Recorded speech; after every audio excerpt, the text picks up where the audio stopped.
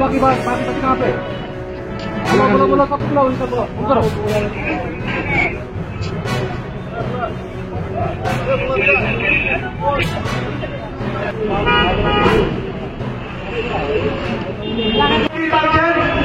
प्रदेश कांग्रेसेर अन्यतम प्राक्तन सभापति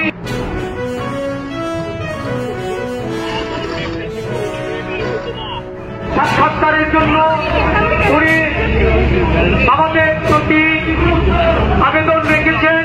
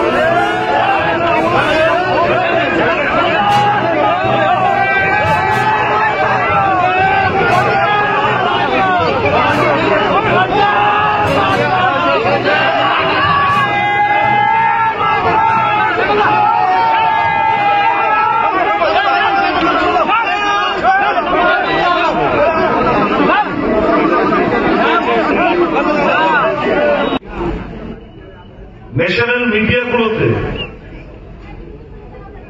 এই সংক্রান্ত কোন নিউজ কিংবা ডিবেট কিংবা চর্চা হয় না। কি নিয়ে চর্চা হচ্ছে?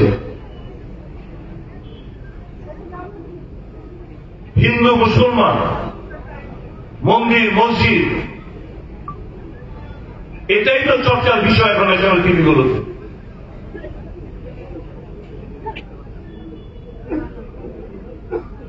জাতীয় কংগ্রেস যখন সরকার ছিল, ইউপিএ 1 ইউপিএ 2, আমরা শুনেছি বিভিন্ন স্কিম ঘোষণা করেছে। আপনারা জানেন, খাদ্যের অধিকার, শিক্ষার অধিকার, তথ্য জানার অধিকার, বনাধিকার, স্বাস্থ্যের অধিকার, একের পর এক কাজের অধিকার মানুষকে সমৃদ্ধ করেছে এই সমস্ত ঘোষণার মাধ্যমে। আর বর্তমানে ভারতীয় জনতা পার্টির সরকার একটাই তাদের স্কিম, ভারত খোদাই অভিযান, ভারত খোদাই স্কিম। যেখানে মসজিদ দেখছে খোদাই কোন মন্দির পাবে, তাজমহল খোদাই কোন মন্দির, আজমের শরীফ খোদাই কোন মন্দির, সারা ভারতবর্ষ জুড়ে এখন খোদাই অভিযান চলছে। একটাই উদ্দেশ্য, একটাই লক্ষ্য, 80% উপর জনগণ হিন্দু ধর্মে বিশ্বাসী, তাদের বাসস্থান আমাদের ভারতবর্ষ।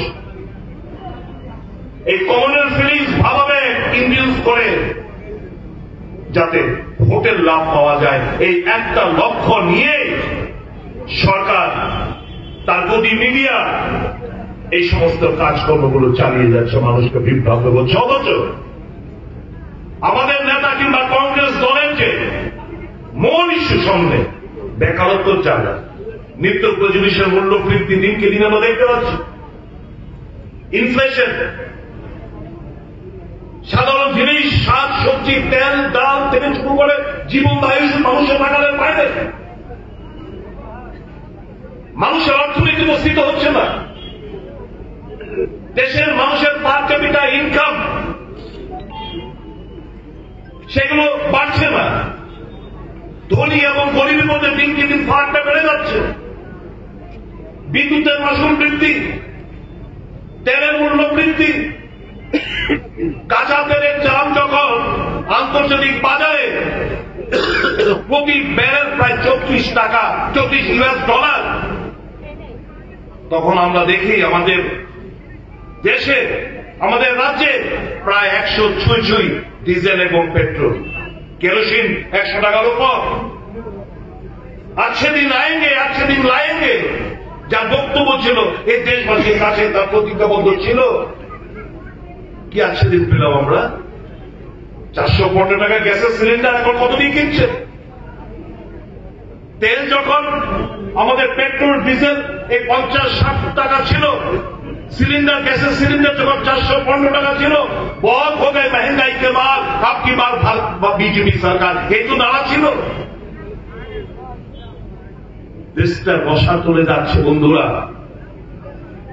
যাই মূলত যে ইস্যুটা দিয়ে নিয়ে আজকে আমাদের এই রাজভবন অভিযান সারা দেশব্যাপী প্রত্যেকটি রাজ্যে, প্রত্যেকটি ইউনিয়ন টেরিটরিতে অন্যতম দাবি হচ্ছে গৌতম আদানি তার যে কেলেঙ্কারি, এই কেলেঙ্কারি সুষ্ঠু তদন্তের দাবি। গৌতম আদানি কে ছিল?